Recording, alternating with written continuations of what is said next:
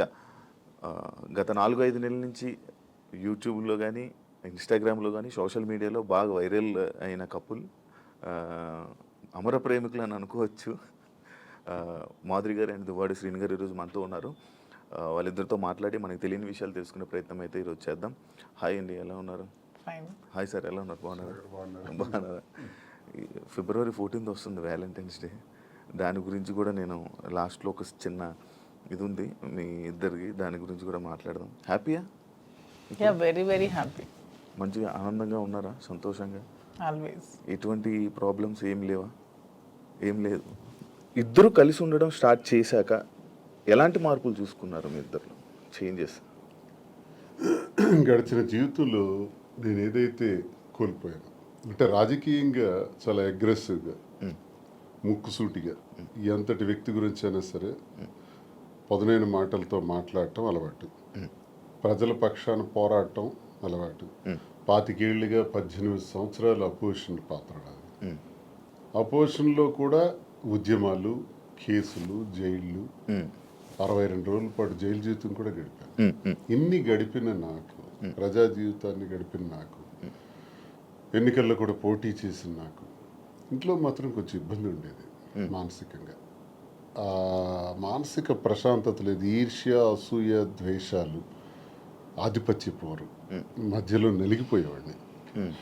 సరే కుటుంబం కదా, ఇవన్నీ దిగమింగుకోవాలి, భరించాలి అని తగ్గే ఆలోచించేవాడిని. కానీ అది పరిధులు దాటి ఇంటి విషయం బయటికి తీసుకురావటం జరిగింది మా ఇంట్లో.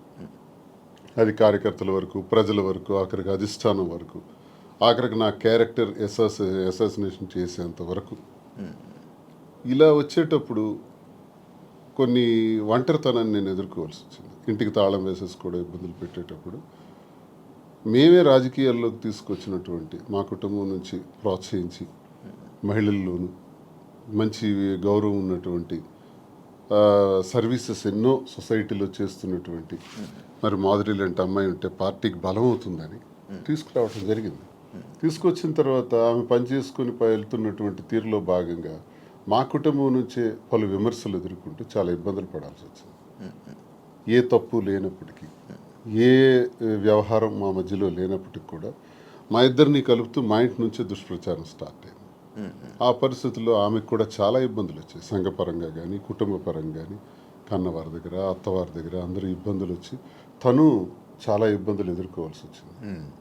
ఈ ఇబ్బందుల్లో మీ కూడా నన్ను విడిచిపెట్టేయకుండా నాకున్నటువంటి వ్యక్తిగతంగా నేను ఒంటరిగా అయిపోయి మా పలాసాలలో ఉన్నప్పుడు కూడా నా భోజన వ్యవహారాలు కానీ, రాజకీయ వ్యవహారాలు కానీ అన్నీ కూడా చూస్తూ నాకు భరోసానిచ్చింది, ధైర్యంగా ఉంది. ఆ టైంలో నేను కూడా మాధురికి ధైర్యంగా ఉండాలి, ఆమె కూడా ఒంటరి అయిపోయింది, మా వల్లే కదా పోయింది.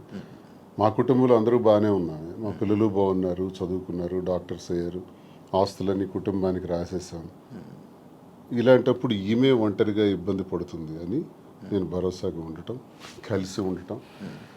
కలిసి ఉన్న విషయం రాజకీయాల్లో ఉన్నాం కాబట్టి రహస్యంగా ఉంచితే అది కుదిరే పని కాదు. రాజకీయాల్లో ఉండేటప్పుడు మన తాలూకు వ్యక్తిగత విషయాలను కూడా ప్రజలు గమనిస్తుంటారు. కానీ ఈ టైంలో కూడా ఇది ప్రజల్లోకి రావడం కరెక్ట్ విషయం కాదు కదా. అంటే మరి రహస్యంగా దాయటం వల్ల లాభం ఏంటి? మనకు జరిగినటువంటి విషయాన్ని ప్రజల ముందు చెప్పటం కరెక్ట్. నాకామె ఎవరో తెలియదు మాధురి అని నేను చెప్పొచ్చు, మా శ్రీనివాస్ ఎవరో నాకు తెలియదు అని మాధురి చెప్పొచ్చు. అందరు చేసే పని ఇదే. చాలా మందికి చాలా వ్యవహారాలు ఉంటాయి, బయట పెట్టుకోరు. కానీ మాదా పరిస్థితి కాదు.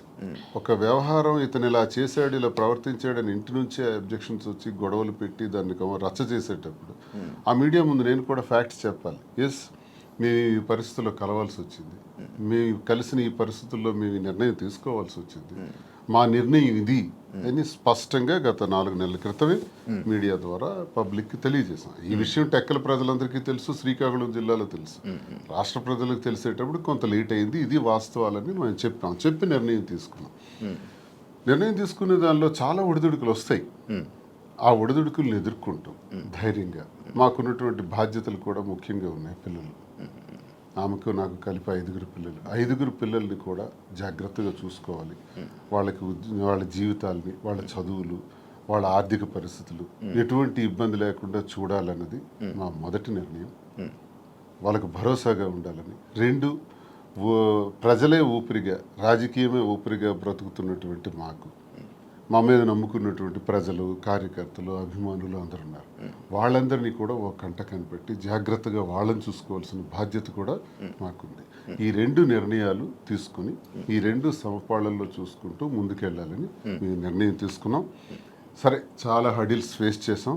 Now we are very happy. Actually ఇప్పుడు మీరు చెప్పిన విషయంలో ఇది చూసుకుంటే స్టార్టింగ్ మానసికంగా దానికి ఇంట్లోనే నాకు పీస్ఫుల్ లేకపోవడం వల్ల దీనివల్ల ఈ డిసిషన్ తీసుకోవాల్సి వచ్చింది. అంటే ఈ డిసిషన్ తీసుకున్నారా, లేకపోతే ఇంట్లోనే ఏమైనా అంతా మిమ్మల్ని బాధ పెట్టి ఇబ్బంది పెట్టి అంటే వాళ్ళే కావాలి అని అన్న వెర్షన్ కూడా కొన్ని వీడియోస్లో మనకు కనబడుతుంది. అంటే మిమ్మల్ని కావాలనుకుంటున్నారు, పిల్లలు కానీ లేకపోతే వైఫ్ కానీ కావాలనుకుని అంత ఫైట్ చేసినట్టు మాకు కనిపించింది. మళ్ళీ మీరు చెప్తుంది ఇంట్లో ఇలా ఇబ్బందులు ఉన్నాయి, అందుకు మానసికంగా నాకు లేకపోతే స్ట్రెస్ లేకపోతే ఇవన్నీ ఉండడం వల్ల నేను ఈ స్టెప్ తీసుకున్నాను అంటున్నారు. అంటే ఈ ఏజ్లో ఇలాంటి టైంలో మీరు ఒక 10 మందికి అలా కాదు, ఇంట్లో ఉండాలి, ఏం కష్టం వచ్చినా నిలబడాలి అని చెప్పలే, కానీ ఇలా చేయడం ఎంతవరకు కరెక్ట్ అనేది ఆడియన్స్. ఎంతోమంది జీవితాలకి ఎన్నో గొడవలు ఇలాంటివే నా దగ్గరికి వస్తే సర్దుబాటు చేసి సరిచేసి పంపినవాడిని. ఎన్నో కుటుంబాలను లైనప్ చేసేవాడిని. ఆ లైనప్ చేసే దానిలో ఆర్థిక ఇబ్బందులు ఉన్నా సరే వాళ్ళకి తోడ్పడి నిలబెట్టినటువంటి పరిస్థితి. నాకే ఇటువంటి పరిస్థితి వస్తాయి. ఇప్పుడు కుటుంబం అన్నాక, వివాహ జీవితం అన్నాక ఎన్నో సమస్యలు వస్తాయండి. ఆ సమస్యలన్నింటిని ఎదుర్కొనే ముందుకు అడుగు వెయ్యాలి. అదే కుటుంబ జీవితం అంటే, అదే వివాహ వ్యవస్థ అంటే. ఇవన్నీ బాగా తెలిసిన వాళ్ళని. కానీ నా పరిస్థితి ఏంటంటే ఆధిపత్య పోరు. ఇప్పుడు ఫర్ ఎగ్జాంపుల్ ఎమ్మెల్యేగా నేను పోటీ చేస్తుంటాను, ఆ టికెట్ నాకు కావాలి. వ్యాపారాల్లో పీక్స్కుంటాను, ఆ వ్యాపారం నా పేరున ఉండాలి. ఇది ఒక విచిత్రమైన కోణం అనమాట. కుటుంబం గురించి జరిగే చర్చ కాదు, ఆధిపత్యం గురించి జరిగే చర్చ. భర్త అయితే ఏంటి, భార్య అయితే ఏంటి అనుకుంటే గొడవే లేదు. ఉదాహరణకు రాజశేఖర రెడ్డి గారితో నేను అడుగులు వేశాను. విద్యార్థి దశ నుంచి ఆయనతోనే నా జీవితం ప్రారంభమైంది. నాకు జిల్లాకు కూడా పరిచయం చేసిన దువ్వాడ శ్రీనివాసన్ రాజశేఖర రెడ్డి గారు. సార్తో అంత చనువుగా ఉండేవాళ్ళం. పాదయాత్ర గట్టిగా ఆర్గనైజ్ చేశాను. ఆ పాదయాత్రలోనే హరిశ్చంద్రపురంలో నువ్వు పోటీ చేయి ఎర్రన్నాయుడికి వ్యతిరేకంగా నాకు టికెట్ కూడా డిసైడ్ చేసేసాను. చేసినప్పుడు సరేలేని ఇంకా నేను ఆ బిజీలో ఉంటుండగా వాణి తండ్రి రాజశేఖర రెడ్డి గారి దగ్గరికి వెళ్ళి ఆ టికెట్ మాకు ఇవ్వాలి, లేదంటే మేము ఇండిపెండెంట్గా వేస్తాం. అప్పుడు రాజశేఖర రెడ్డి గారు స్టేట్లో నా ఒక్కడికి ఒక బ్లాంక్ బీఫామ్ ఇచ్చారు. నీ పేరు రాసుకుంటావో, నీ వాణి పేరు రాసుకుంటావో నీ ఇష్టం, కానీ ఏదైనా జరిగితే నిన్నే నేను అడుగుతా, ఎలక్షన్ గురించి నీతోనే మాట్లాడుతూ, you are the incharge of the constituency అన్నారు. సరే, ఆ బాధ్యత అప్పచెప్పారు సార్. అని నేనేం చేశానంటే డి వాణి అని పేరు రాసి ఇచ్చాను. అది 2004 సంవత్సరం, ఇది 2024 సంవత్సరం. ఈ ఎన్నికల మధ్యలో 20 ఏళ్లలో మా గొడవ అదే గొడవ. ఆ గొడవ వల్ల మాకు మనశ్శాంతి ఉండేది కాదు ఇంట్లోకి అడుగు పెట్టంగానే. నేను చిత్తడి నేలల కోసం, రైతుల కోసం, మత్స్యకారుల కోసం, స్వదేశీ మత్స్యకారుల కోసం ఒక 7-8 సంవత్సరాలు ఉద్యమాల్లో ఉండేవాడిని. ఆ ఉద్యమాల్లో నా మీద కేసులు, 18 కేసులు, 62 రోజులు జైలు జీవితం, నా మీద ఫైరింగ్ ఆర్డర్స్, ఇదంతా ఒక జీవితం. వీటన్నింటికి కూడా ఇంట్లో నుంచి సపోర్ట్ ఉండేది కదా. జైల్లో ఉండేటప్పుడు కూడా నన్ను పరామర్శించడానికి కూడా వచ్చే పరిస్థితి ఉండేది కాదు. ఇవన్నీ అనుభవించినా నా గుండెల్లోనూ దాచుకున్నాను. లాస్ట్కి మాధురేనే అమ్మ. ఇప్పుడు 28 ఏళ్ల నా జీవితంలో, 25 ఏళ్ల నా రాజకీయ జీవితంలో ఎప్పుడు నా దగ్గరికి మహిళలు రాలేదా? నేను ఎప్పుడైనా ఎవరితోనైనా అసభ్యంగా ప్రవర్తించానా? ఎవరితోనైనా అసభ్యంగా బిహేవ్ చేయలేదు కదా. మరి ఎందుకు ఇప్పుడే వచ్చింది నా మీద? ఎప్పుడు లేనిది ఇప్పుడెందుకు క్రియేట్ చేశారు? కేవలం ఇది రాజకీయంగా వాడుకోవాలి, అంటే నన్ను బదనాం చేయాలి. అంటే మీ ఇద్దరు రిలేషన్లో ఉన్నారని ఫస్ట్ రూమర్ స్టార్ట్ చేశారా? మీకు లేకపోయినా కూడా తను రాజకీయంగా వచ్చింది, నేను రాజకీయంగా ఉన్నాను. ఓకే, ఇలా వస్తున్న వాళ్ళందరి మీద రూమర్స్ క్రియేట్ చేసేయచ్చా? అది ఇంట్లో నుంచి క్రియేట్ అయితే ఎంత పెద్ద సమస్య అవుతుంది. అది తప్పని చెప్పకుండా ఒకటి టికెట్ కోసం ప్రాధాన్యత, టికెట్ కోసం ఒక ప్రయత్నం. ఈ ప్రయత్నాలు నేను ఎలా తట్టుకోవాలి? పిల్లల్ని అల్లారు ముద్దుగా పెంచి, గుండెల మీద పెంచి ఒక స్థాయికి తీసుకొచ్చి, కుటుంబాని కోసం తలగ్గి, ఆఖరికి టికెటే కదా కావాలి. అధిష్టానాన్ని నేను రిక్వెస్ట్ చేసా, టికెట్ ఆమెకి ఇచ్చేయండి అన్నాను. నేనే తగ్గిపోయాను. అప్పుడు వాణికి అధిష్టానం ద్వారా టికెట్ నేనే ప్రకటింపజేశాను. కానీ మళ్ళీ ఆమె గ్రాఫ్ కోల్పోయిన తర్వాత మళ్ళీ ఆ టికెట్ నాకే రావటం, నేనే పోటీ చేయాల్సిన అవసరం వచ్చింది. సో 100 మెట్లు దిగే నేను ఆమెకు అంగీకరించాను. అప్పటికీ కాంప్రమైజ్ కాలేదే. ఆ తర్వాత తాళం వేసేస్తున్నారు ఇంటికి. ఆ ఇంటికి తాళం వేసేటప్పుడు తలుపులు తన్నుకుని లోపలికి వెళ్ళలేక కాదు, అసలు మనసులో ఏం నడుస్తుంది? టికెట్ కావాలని టికెట్ తీసుకున్నారు, ఇంటికి తాళం వేశారు. సమాజంలో అభాస్పాలు చేశారు. ఇంక నేను ఎలా బ్రతకాలి? కారులో 7-8 రోజులు పడుకున్నాను. ఆఖరికి మా మదర్ దగ్గర వెళ్ళి ఒక ఏడాది కాలం పట్టున్నాను. ఇవన్నీ టెక్కల ప్రజలకు తెలుసు. ఇవన్నీ మీలాంటి వాళ్ళు ఎంతమందికి తెలుసు? ఇన్ని బాధలు పడిన తర్వాత, ఇంటికి తాళం వేసిన తర్వాత, మనసులో నేను ఉండకూడదు, శ్రీనివాస్ నాకు అక్కర్లేదు అనుకునేటప్పుడు నేనేం చేయగలను? అలాంటిది ఎలక్షన్ తర్వాత కూడా ఇంటి మీదకి వచ్చి ఇంటి మీద కూడా గొడవ పెట్టి అక్కడ నేను టెంపరీగా కొట్టుకుని ఇంటి మీద నువ్వు ఇక్కడి నుంచి పోవాలి. కోరికలు ఏంటంటే టెక్కల నుంచి బయటకు పో, ఎక్కడైనా ఉండు, మాధురితో ఉంటావో ఇంకెలా ఉంటావో నాకు అనవసరం, టెక్కల్లో మాత్రం నువ్వు ఉండటానికి వీల్లేదు. ఇలాంటి విచిత్రం. ప్యాంటు షర్ట్ గాడు అంటాం, లుంగీ షర్ట్ గాడు అంటాం, వాడికి ఏముందని చెప్పటం, మేమే తిండి పెట్టి పోషించాం, వాడు ఒక పూర్ ఫ్యామిలీకి చెందినవాడు అంటాం. అవునండి, ప్యాంటు షర్ట్ లుంగీ షర్ట్ గాడు భార్య అంటే వాళ్ళ అమ్మని మా అమ్మని తిట్టడం, మా తమ్ముళ్ళని తిట్టడం, కుటుంబాలని అవమానపరచడం ఎంత భరిస్తాం? మీరు మీడియాలోనే చూసారు ఈ మాటలన్నీ. ఇవన్నీ భరించుకుంటా తల్లిని తిడితే భరించాలి, తమ్ముళ్ళని తిడితే భరించాలి, నన్ను అవమానపరిస్తే భరించాలి. ఇవన్నీ భరించుకుంటానే ఉన్నాను 28 ఏళ్ళు పిల్లల కోసం. కానీ మరి తనది రహస్యంగా ఉంచలే. అది 4 walls మధ్య సెటిల్ అయి ఉంటే నిజంగా ఆ అభిమానంతో భర్తే కావాలని తను అనుకుని ఉంటే మాధురి ఇంట్లో ఉండేవారు, నేను నా ఇంట్లో ఉండేవాడిని. కథ ఇంతవరకు వచ్చి ఉండేది కాదు. పరిస్థితులు ప్రభావాలే మమ్మల్ని ఇంతవరకు తీసుకొచ్చిన ఈ పరిస్థితుల్ని మనం రహస్యంగా ఉంచుకోకూడదు, ప్రజలకు చెప్పాలి. ప్రజలకు వాస్తవాలను తెలియజేస్తే వాస్తవాల ద్వారా వాళ్ళు మంచి చెడులను గ్రహించి ప్రజలే దేవుళ్ళని నమ్మిన నేను ప్రజలకు ఇవి నేను తెలియజేస్తే వాళ్ళే మనకు అగ్రభాగాన్ని కూర్చోబెట్టగలరు, లేదా అధోపాతాళానికి తొక్కేయగలరు. ప్రజలకు ఆ శక్తి ఉంది. కాబట్టి ప్రజలకే చెప్తే నాకు న్యాయం జరుగుతుందని నేను నమ్మి ప్రజలకు మేమిద్దరం కూడా వాస్తవాలు తెలియజేస్తాం. మా పరిస్థితికి ఇలా ఉండడానికి మా ఈ పరిస్థితులు ప్రభావాలే కారణం. ఆ కారణం నేను ఒంటరి, తను ఒంటరి, రోడ్డు మీద నిలబడాల్సిన పరిస్థితులు వచ్చేటప్పుడు ఒకరికొకరు భరోసాగా నిలబడ్డాం. ఆ భరోసా ప్రేమగా మారింది. ఓకే, మీరు అప్పటికి ఒంటరిగా ఉండేవాళ్ళ, మీ హస్బెండ్ గారు ఉండేవాళ్ళని విన్నాను. లేదు, పాలిటిక్స్కి వచ్చిన తర్వాత కొద్ది రోజుల తర్వాత ఏవి డిస్టర్బెన్సెస్ వల్ల నేను కొంచెం ఒంటరిగా ఉండడం జరిగింది. ఓకే, ఈయన గురించి ఒంటరిగా ఉండడం స్టార్ట్ చేశారు, లేకపోతే లేదు ఆవిడ వలన నేను నా ఫ్యామిలీకి దూరమే ఒంటరిగా ఉండటం జరిగింది. మీ ఎక్స్ హస్బెండ్తో నేను ప్రాబ్లమ్స్ ఏం లేవా మీకు? ప్రాబ్లమ్స్ అంటూ పెద్దగా లేవు, కానీ డిస్టర్బెన్సెస్ అంటూ ఉన్నాయి. అంటే తను ఎప్పుడు ఫారెన్లోనే ఉంటారు, తను ఎప్పుడు ఇండియాకి రావడానికి ఇష్టపడేవారు కాదు. నాకు ఫారెన్కి వెళ్ళడం ఇష్టం లేదు, నాకు ఎప్పుడు ఇండియాలో ఉండటం ఇష్టం. సో మేము ఎంత రిక్వెస్ట్ చేసినా వచ్చేవాళ్ళు కాదు. ఫ్యామిలీకి ప్రిఫరెన్స్ కంటే తను ఎక్కువ మనీకి ప్రిఫరెన్స్ ఇచ్చేవాళ్ళు. మేము చాలాసార్లు అడిగాం, ఇలా నాకు లోన్లీగా ఉండడం ఇష్టం లేదు, మీరు వచ్చి ఫ్యామిలీతోనే ఉండండి అని. తను ఒప్పుకునే వాళ్ళు కాదు. సో అలా మా మధ్యన డిస్టర్బెన్సెస్ పెరిగాయి. వాని వల్ల ఇంకొంచెం పెరిగి ఇంక సెపరేట్ అవుదామని నిర్ణయించుకున్నాం. ఓకే, మీ ఇద్దరు కలవడానికి రీజన్ ఎవరు, అసలు ముఖ్య కారణం ఎవరు? అంటే మీ ఇద్దరు పరిస్థితులు ప్రభావాలు అవసరం. పరిస్థితులు ప్రేమ కాదా?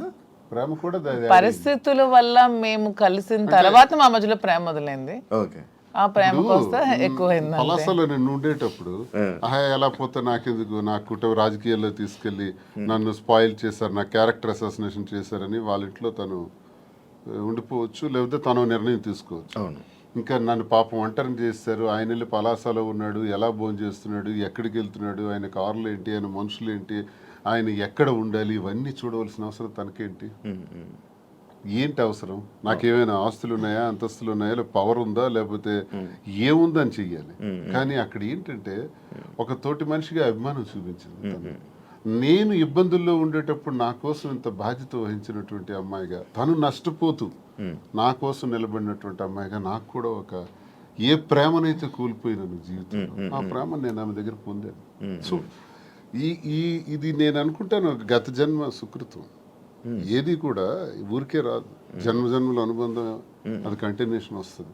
గత జన్మలో అక్కడ తాగింది, ఇప్పుడు ఇక్కడతో కంటిన్యూ అవుతుంది. అని మీరు గత జన్మలో కూడా మనిషిగా వచ్చారంటారా? ఇప్పుడు 2 ఉంటాయి సార్. కృష్ణ పరమాత్ముడు చెప్పినట్టు కర్మ సిద్ధాంతం ఒకటి ఉంటుంది. ABCD గత జన్మలో నేర్చుకున్నాం అనుకోండి, EFGHL ఎక్కడి నుంచి స్టార్ట్ చేస్తాం. అంటే ఈ నుంచి ఎలా స్టార్ట్ చేస్తామంటే ABCD గత జన్మలో నేర్చుకున్నటువంటి ఆ కంటిన్యూషన్ అనేది ఈ జన్మకు ఉంటుంది అన్నది ఖచ్చితంగా గత జన్మ సుకృతాలు, గత జన్మ వ్యవహారాలే ఈ జన్మ కొనసాగింపుగా ఉంటాయని కృష్ణ పరమాత్ముడు చెప్పింది గీతలో కూడా చెప్పినటువంటిదే. అది ఒకవైపు నమ్మితే అది నిజం. నేను కర్మ సిద్ధాంతాన్ని నమ్ముతాను కాబట్టి అది నిజం. లేదు సైంటిఫిక్గా వెళ్ళామనుకోండి, ఇట్స్ ఎ కెమికల్ రియాక్షన్, రసాయనిక చర్య.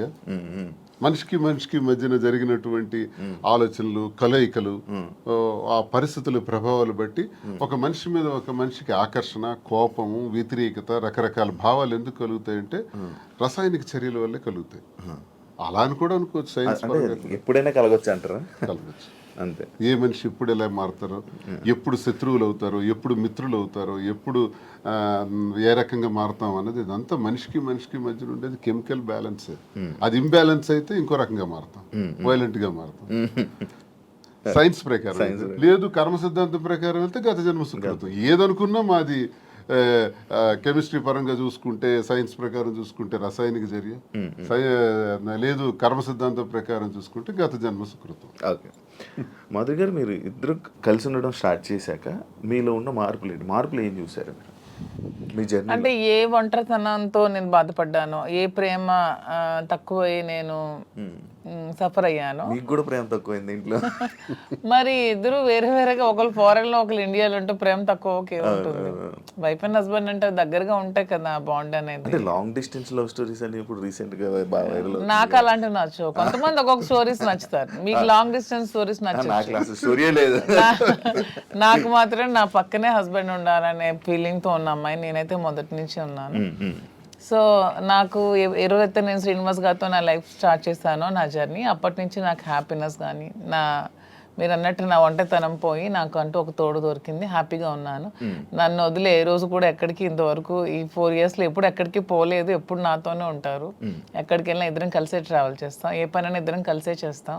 ఈవెన్ ఎలక్షన్ క్యాంపెయినింగ్ కానీ ఎక్కడికి వెళ్ళాలన్నా అన్ని ఇద్దరం కలిసే చేస్తాం. నాకు చాలా హ్యాపీగా ఉంది. నేను కోరుకున్న జీవితం నాకు దొరికినట్టు అనిపిస్తుంది. మీ ఇద్దరి మధ్యన హ్యాపీగా ఉండొచ్చు, కానీ సొసైటీ కానీ, లేకపోతే మీరు మిమ్మల్ని నమ్మి ఓట్లు వేయడానికి కానీ, లేకపోతే ఎవరైతే జనాలు ఉన్నారో వాళ్ళ మాటలను మీరు పట్టించుకుంటారా? సొసైటీకి మా వల్ల వచ్చిన ఇబ్బంది ఏంటి నాకు అర్థం కాదు. అంటే మీరు ఏం చూపిద్దామని అనుకుంటున్నారు? ఏం చూపిద్దాం? ఒక హస్బెండ్ తో డిఫరెంట్ ఒక అమ్మాయి, ఒక వైఫ్ తో డిఫరెంట్ అబ్బాయి కలిసి ఇంకొక పెళ్లి చేసుకుంటున్నాం. దానికి ఇంకేం చూపించాలనుకుంటున్నారు ఎవరైనా? దీంట్లో ఏం చూపిద్దాం అని మీరు అనుకుంటున్నారు? ఎందుకు మీరు అందరికీ మీకు ఇది నెగిటివ్ కనిపిస్తుంది? నాకు నా హస్బెండ్ తో డిఫరెన్సెస్ ఉన్నాయి, ఇతనికి ఈమె వైఫ్ తో డిఫరెన్సెస్ ఉన్నాయి. సో మా ఇద్దరం కలిపి ఒకటే అయ్యాం. దానిలో తప్ప ఉంది. ఎంతమంది సెకండ్ మ్యారేజ్ చేసుకోవట్లేదు, 3-4 పెళ్లిళ్ళు చేసుకుంటున్నారు. మేము 2వ పెళ్లి చేసుకున్నాం. దీంట్లో ఎందుకు అంత చెప్పకుండా చేసుకుంటున్నారు? 3 పెళ్లిళ్ళు 4 పెళ్లిళ్ళు చేసుకుంటున్నారు. పెళ్లిలో ఒకనే ప్రెగ్నెంట్లు చేస్తున్నారు, పిల్లల్ని కనేస్తున్నారు, వదిలేస్తున్నారు, వీధిని పడేస్తున్నారు. మేము అవేమీ చేయలేదు. మేము మాకు డిఫరెన్సెస్ ఉన్నాయి, వీళ్ళకి డిఫరెన్స్ ఉన్నాయి. మా పబ్లిక్ చెప్పాం, మా ప్రజలకు చెప్పాం, మా ప్రజలకు చెప్పే మేము మొన్న ఎలక్షన్ చేసాం. ఎలక్షన్లో నేనే దగ్గరుండి చేశాను. వాళ్ళకి అన్ని నా గురించి తెలుసు. మా ఇద్దరిని దగ్గరుండి చేసాం. మా పిల్లల్ని చూసుకున్నాం. వీళ్ళ పిల్లలు పెళ్లి చేస్తారు, వీళ్ళ పిల్లలు సెటిల్మెంట్లు చదివించుకున్నాం. మేము గాలికి వదిలేదు కుటుంబాలకి. వీళ్ళ కుటుంబానికి ఆస్తి మొత్తం ఇచ్చేస్తున్నాడు, రోడ్డు మీదకి వచ్చారు. నేను నా తల్లిదండ్రుల ఆస్తితో నేను ఉన్నాను. నేను హస్బెండ్ నుంచి ఇంతవరకు నేను 1 రూపాయి కూడా నేను తీసుకోలేదు ఇంతవరకు. నేను నా పిల్లలు కానీ నాకు కానీ నా పేరెంట్స్ నాకు ఏమైతే నాకు ఆస్తి నాకు వచ్చిందో ఆ యాన్సిస్ట్రల్ ప్రాపర్టీస్ మాత్రమే నేను నాకుతో పెట్టుకున్నాను. మీ ఎవరికి మేము ఏం బాధ పట్టుకున్నా, ఎవరికి ఎందుకు మేమేం దీనివల్ల ఎవరై సఫర్ అయ్యేది ఏముంది? తిరిగి పైగా మా కార్యకర్తలు, మా ప్రజలు మీరు వచ్చి మైక్ పెట్టండి, చాలా చాలా హ్యాపీగా ఉన్నారు. ఎందుకంటే శ్రీనివాస్ గారి ఇంటికి వెళ్ళినప్పుడు ఏదైతే వాళ్ళకి లోటు ఉండేదో, అంటే వాణి సరిగ్గా చూసుకునేది కాదు, ఈవెన్ మంచినీళ్ళు కూడా ఇచ్చేది కాదు. హస్బెండ్కే చూడదు ఆమె, ప్రజలకి ఏం చూస్తుంది? ఇప్పుడు అదేమీ లేదు. నేను ప్రతి ఒక్క కార్యకర్తకి బాగా చూసుకుంటానని వాళ్ళకి నమ్మకం కలిగి నా దగ్గర రావడం స్టార్ట్ చేశారు. నాతో ట్రావెల్ చేస్తున్నారు, నన్ను అభిమానిస్తున్నారు, ఆదరిస్తున్నారు, నన్ను అమ్మలాగా చూసుకుంటున్నారు అందరూ కూడా. ఇప్పుడు 22లో ఈ గొడవ స్టార్ట్ అయింది. 24లో నేను ఎమ్మెల్యే పోటీ చేశాను. నా మీద పోటీ చేసి గెలిచినటువంటి అచ్చెన్నాయుడు రాష్ట్ర తెలుగుదేశం పార్టీ అధ్యక్షుడు ఎన్నికల ముందు ఏం చెప్పాడు? రాష్ట్రంలో హైయెస్ట్ మెజారిటీ నాదే, అబౌట్ 70,000 ఓట్స్ అన్నాడు. నిజానికి కూటమి ప్రభుత్వంలో ఎవడు నామినేషన్ వేసినా 40,000, 50,000, 60,000తో గెలిచారు. మా జిల్లాలోనే 4 ఎమ్మెల్యేలు కొత్తోళ్ళు, మొక్కం తెలియనోళ్ళు కూడా, ధర్మాన ప్రసాద్ లాంటి వ్యక్తి మీద కూడా 3 రోజుల ముందు వచ్చి నామినేషన్ వేసి 54,000 మెజార్టీతో గెలిచాడు. మరి అచ్చెన్నాయుడు ఎంతతో గెలవాలి? కనీసం 70తో గెలవాలి కదా. 30, నా 73,000 ఓట్లు. ఇవన్నీ తెలిసి ప్రజలు నాకెందుకు ఇంకా నైతికంగా బలంగానే ఉంచారు. నైతికంగా అచ్చెన్నాయుడు ఓడిపోయినట్టే. కిందోళ్ళందరికి ఒక్క 15 రోజుల ముందు వచ్చిన వాళ్ళందరికీ కూడా 40,000, 50,000 మెజారిటీలు వచ్చి నీకేం 30,000 అంటే ప్రజలే 1,000 వ్యతిరేకించుంటే అచ్చెన్నాయుడికి 70,000 రావాలి కదా. ఇంత వేవ్లో కూడా అచ్చెన్నాయుడు అతి తక్కువ ఓట్ల తేడాతో గెలిచాడు కదా. సో నేను గతసారి ఎంపీకి పోయినా 3,100 తేడా నాది. వాళ్ళకి మాకు ఎప్పుడు వెరీ లెస్ మార్జిన్, 3,000 3,500. సో మాకు ప్రజలు బుద్ధి చెప్పాలంటే ఓట్లతోనే చెప్పేవాళ్ళు కదా. వీడు ఇలాంటోడు సంఘ వ్యతిరేకమైన పని చేసాడు కొట్టండి అనుకుంటే నాకు 20-30,000 ఓట్లకి తగ్గి కుదించేసి ఆయనకు 1,00,000 మెజారిటీ ఇవ్వచ్చు. అది జరగల ఇంత వేవ్లో కూడా. అదే మాకు ప్రజల్లో. అయినా పర్సనల్ లైఫ్ ని ప్రైవేట్ లైఫ్ కి ఏంటి సంబంధం అండి? ఇది మా ఫ్యామిలీస్ మధ్యలో ఉన్న డిస్టర్బెన్సెస్ తో మేము ఒకటే. పర్సనల్ లైఫ్ ప్రైవేట్ రహస్యంగా ఉంటూ అబద్ధాలు ఎవడైతే ఆడతాడో వాడు దొంగ. పర్సనల్ లైఫ్ ను ఓపెన్ గా తెరచిన పుస్తకంలో జనం ముందు చెప్పేస్తే దొంగలు ఎలా అవుతాము? వాస్తవం చెప్పిన వాళ్ళు అవుతాం. ప్రజలే గుర్తించారు, ప్రజలే గౌరవిస్తున్నారు. ఈ రోజు మాకున్న గౌరవం పెరిగింది సమాజంలో. ప్రతి ఒక్కళ్ళు ఎక్కడ చూసినా సార్ ఒక సెల్ఫీ అంటారు. కార్లు ఓవర్టేక్ చేసుకుని పరిగెట్టుగా స్పీడ్గా వచ్చి ఫోటో కావాలని అడుగుతున్నారు. డాక్టర్స్, ఇంజనీర్లు, పెద్ద పెద్ద ఎంప్లాయీస్, ఉన్నత స్థాయి వాళ్ళు, పోలీస్ ఆఫీసర్స్, పెద్ద పెద్దోళ్ళు కూడా. ఒక పెద్ద ఆఫీసర్ అయితే మొన్న చేయి తీసుకొని గుండె మీదలో పెట్టుకొని పెద్దగా ఊపిరి తీసాడు. ఏం సార్ ఏంటి అంత ఎమోషన్ అవుతున్నారు ఏంటంటే మీరంటే నాకు ఇష్టం సార్. ఆయన ఏం అర్థం చేసుకున్నారు? పెద్ద ఆఫీసర్. ఇంకా చాలా మంది పేర్లు చెప్పకూడదు. వాళ్ళు ఏం అర్థం చేసుకున్నారు? ప్రతి ఒక్క జీవితంలో కూడా కథ ఉంది. ఆ కథ చాలా మంది చెప్పలేక భరిస్తున్నారు. మేము చెప్తాం. ఇప్పుడు మీరు ఇన్స్పిరేషన్ అంటారు, చాలా మందికి ఇన్స్పిరేషన్. ఆవేశం ఎలా వస్తుంది? వాళ్ళ కళ్ళల్లో ఆర్ద్రత ఎలా వచ్చింది? ఆ సంతోషం ఎలా వచ్చింది? 1,600 ఉన్నటువంటి యూట్యూబ్ మా ఫాలోవర్స్ ఈ రోజు 1,00,000 దాటారు. 1,45,00,000 వ్యూవర్షిప్ ఎలా వచ్చింది? ఇదంతా ఎక్కడి నుంచి వచ్చింది? అభిమానంతో వస్తుంది. అభిమానమా కాంట్రవర్సీ అంటారు? కాంట్రవర్సీ ఎందుకు రావాలంతా? ఫాలో అప్ చేయాలి. న్యూస్ కదా, లేటెస్ట్ న్యూస్ కదా, లేటెస్ట్ రెండు ఉంటాయి. ప్రతి ఒక్కరికి రెండు ఉంటాయండి. ఎవరికైనా సరే 2 కోణాలు ఉంటాయి. ఏ మనిషికైనా సరే విమర్శలు ఉంటాయి, పొగడ్తలు ఉంటాయి, రెండు ఉంటాయి. అవన్నీ బ్యాలెన్స్ చేసుకొని వెళ్తేనే జీవితం. రావణుడిని మెచ్చింది ప్రజలే, రాముడిని మెచ్చింది ప్రజలే. రెండు ప్రజలే. మీకు రావణుడు ఇష్టం ఉండొచ్చు, నాకు రావణాసుడు అంటే ఇష్టం. ఎవరి లైఫ్ స్టైల్ వాళ్ళది. నాకు రావణాసుడు హీరో, నేను హీరోగా చూస్తాను. సార్ రాముడు అంటే హీరో. అది ఎవరి ఇష్టం వాళ్ళది. ఎలా చూస్తున్నారు? రాముడు అనుకుంటున్నారు, రావణాసుడు? నేను డిఎస్ఏ అనుకున్నాను. డిఎస్ కి ఒక బ్రాండ్ ఉంది, దువ్వాడ శ్రీనివాస్ అంటే ఒక బ్రాండ్. ఎవరితో కంపేర్ చేయను. ఈ స్పెషల్ అంటే. సార్ మీ బిజినెస్ అన్ని వదిలేసారా? వదిలేదు, అన్ని లాగేసుకున్నారు. మేమేం బిజినెస్ వదిలేదు. మైన్స్ నాది 25 years నుంచి మైన్స్ కంపెనీ. ఎప్పుడు మైన్స్ ప్రపంచ స్థాయిలో కూడా ఐకాన్ బ్రౌన్ గ్రానైట్ ఓనర్ గా మంచి పేరు ప్రఖ్యాతులు సంపాదించాం. మైన్స్ లో బాగా పీక్స్ కి వెళ్ళాను. ఈ గవర్నమెంట్ ఉంటే ఒకలాగా, లేకపోతే రిజల్ట్ రోజు ఈవినింగ్ లాగేసుకున్నాం. 4వ తారీఖు ఎన్నికల ఫలితాలు వచ్చాయంటే ఆ సాయంత్రం కల్లా నా మైన్ ఒక్కసారి కొట్టి పంపించేశారు. ఈ రోజు వరకు పర్మిట్స్ ఇవ్వట్లా. 61 కోట్లు లాస్ సడన్ గా గవర్నమెంట్ రావటం వల్ల, కూటమి ప్రభుత్వంలో అచ్చెన్నాయుడు వీళ్ళు టార్గెట్ పెట్టారు. సరే ఇవన్నీ చేస్తుంటారు వాళ్ళు, భరిస్తారు. శ్రీను గారు అంత మైనింగ్ కంపెనీలు అలాంటి పెద్ద పెద్ద బిజినెస్లు చేసిన మీరు రీసెంట్గా చీరలు బిజినెస్లోకి తీసుకొచ్చేసారని చెప్పి కామెంట్స్ కామెంట్స్. దానికి బిజినెస్, సారీస్ బిజినెస్ కాదా? ఏదైనా బిజినెస్ ఏనండి. దానిలో కామెంట్ చేయడానికి ఏముంది? ఇప్పుడు శ్రీనివాస్ గారు ఎప్పుడు మైన్స్ బిజినెస్ తను ఫస్ట్ నుంచి కూడా. పర్లాకిముడిలో వరల్డ్ ఫేమస్ మెటీరియల్ తను అక్కడ ఉంది. పర్లాకిముడిలో తను క్వారీ చేశారు. ఆ క్వారీని కూడా ఇలా లిటిగేషన్స్ పెట్టి కేసులు పెట్టేసి ఇతను ఓడిపోగానే వాళ్ళ పార్టీ రాగానే టీడీపీ హయాంలో క్లోజ్ చేసేసారు. దాన్ని నిలదక్కుని పాపం మళ్ళీ కొత్తగా టెక్కల్లో స్టార్ట్ చేశారు. దాన్ని కూడా మొన్న రిజల్ట్ రోజు ఈవినింగే మొత్తం కూల్ చేశారు. కోర్టులో కాంట్రాక్ట్స్ వర్క్స్ చేశాం మేమిద్దరం. దాన్ని ఆపేశారు. సో ఇంకేం చేయాలి? నాకు ముందు నుంచి కూడా ఈ శారీస్ విషయంలో నాకు ఒక ప్యాషన్ ఉంది. నాకు ఒక ఫ్యాషన్ మీద ఒక ప్యాషన్తో, ఇంట్రెస్ట్తో నాకు ఈ శారీ స్టోర్ పెట్టాలని ఎప్పటి నుంచో ఆలోచన ఉంది. దట్టు ఈ శారీస్ బిజినెస్ ఏంటి, పాలిటిక్స్కి సంబంధం లేకుండా ఉండే బిజినెస్, పీపుల్కి మాకు, పబ్లిక్కి మాకు రిలేటెడ్గా ఉండే బిజినెస్ అనేది ఈ శారీస్ బిజినెస్. ఎందుకంటే మేము పబ్లిక్ ఎంత ఫెయిర్గా ఉంటే వాళ్ళు నచ్చితే మా దగ్గరికి వస్తారు, కొనుక్కుంటారు, వెళ్తారు. సో దీనిలో పొలిటికల్ ఇంటర్ఫీరెన్స్ అంటూ ఏమీ ఉండదు. సో అందుకని నేను శ్రీనివాస్ గారికి ఇంతవరకు మనం మైండ్స్ ఇవన్నీ చేసాం, చేసి ఎప్పుడు కోల్పోతున్నాం, ఎప్పుడు కూడా నిలదొక్కుకోలేదు. ఈ 4 years లో కూడా 30-40 crores వరకు పెట్టాం, లాస్ అయిపోయాం. మళ్ళీ ఇదే స్టార్ట్ చేసాం. మళ్ళీ నెక్స్ట్ టైం పార్టీ వస్తుందో రాదో, మళ్ళీ ఏమవుతుంది, పొలిటికల్గా ఇబ్బంది పడుతున్నాం. కాబట్టి ఇదన్నిటికీ డిఫరెంట్గా మనం తెలంగాణ అంటే ముందు నుంచి శ్రీనివాస్ గారికి నాకు హైదరాబాద్ మా ఫేవరెట్ ప్లేస్ మా ఇద్దరికి కూడా. హైదరాబాద్ ప్రజలు కూడా చాలా మంచి మనసున్న మనుషులు, ఎవరు వచ్చినా ఆదరిస్తారు. బ్రతకడానికి బ్రతుకు తెరువునిస్తుంది హైదరాబాద్. అదొక చాలా పెద్ద ప్రపంచం హైదరాబాద్ అనేది, చాలా మందికి లైఫ్ ఇస్తుంది. సో ఈ ప్లేస్ ని మనం చూస్ చేసుకుందాం. వెన్ కంపేర్ టు నాకున్న ఫ్యాన్ ఫాలోయింగ్ లో ఒక 10% ఆంధ్రాలో ఉంటే 90% నాకు హైదరాబాద్ లోనే ఉన్నారు. అంత మంచిగా నన్ను ఆదరిస్తున్నారు. సో మనం ఫస్ట్ బిజినెస్ హైదరాబాద్ లో స్టార్ట్ చేద్దాం. నాకు ఇంట్రెస్ట్ ఉంది, మీరు కొంచెం సపోర్ట్ చేయండి. అపార్ట్ ఫ్రమ్ యువర్ పాలిటిక్స్ నా కోసం ఒక 10% టైం మీరు కేటాయించి బ్యాక్ ఎండ్ లో ఉంటూ నాకు సపోర్ట్ చేయండి అని చెప్పాను. చెప్పగానే శ్రీనివాస్ గారు కూడా దీనికోసం మేము 5-6 మంత్స్ నుంచి దీని మీద మేము వర్కౌట్ చేసాం. కొన్ని షాప్స్ కి తిరిగాం. వీవర్స్ ప్రైస్ కంటే కూడా వీళ్ళు ఎక్కువ ప్రైస్ కి అమ్ముతున్నారు షాప్స్, రిటైలర్స్. అవన్నీ బ్రేక్ డౌన్ చేసి పబ్లిక్ కి మనకు గుడ్ రిలేషన్షిప్ లా ఉండాలనే ఆలోచనతో డైరెక్ట్ గా వీవర్స్ దగ్గరికి వెళ్ళి మాట్లాడి మేమే మగ్గాలు అవి ఏర్పాటు చేసుకొని మేమే మెటీరియల్ ఇస్తూ వీవర్స్ ని కూడా బ్రతికిద్దామనే ఆలోచనతో వాళ్ళతో శారీస్ మేమే దగ్గరుండి వీవింగ్ చేయించుకొని ఆ ఓవెన్ శారీస్ని పెట్టి మేము శారీ స్టోర్ పెట్టి ఓపెన్ చేసి ప్రజలందరికీ కూడా క్వాలిటీతో అండ్ తక్కువ ప్రైస్లో ఇద్దామని నిర్ణయించుకొని ఈ శారీ స్టోర్ అనేది ఓపెన్ చేస్తున్నాం. ఫస్ట్ బ్రాంచ్ మదీనాగూడలో స్టార్ట్ చేస్తున్నాం. విత్ ఇన్ 3 months జూబ్లీ హిల్స్లో స్టార్ట్ చేస్తాం. విత్ ఇన్ ఇంకొంచెం రోజుల్లో ఇంకొక 4-5 బ్రాంచెస్ కూడా ఎస్టాబ్లిష్ చేయాలన్న ఆలోచనతోనే ఉన్నాం. అంతేగాని శారీస్ బిజినెస్ అనేది తక్కువగా చూడకండి. కూర్చోడానికి కాదు, అంటే ఒక మంచి గ్రేట్ లీడర్ శ్రీకాకుళంలో మంచి దువ్వాడ శ్రీని గారు అంటే మంచి నేమ్ ఉంది.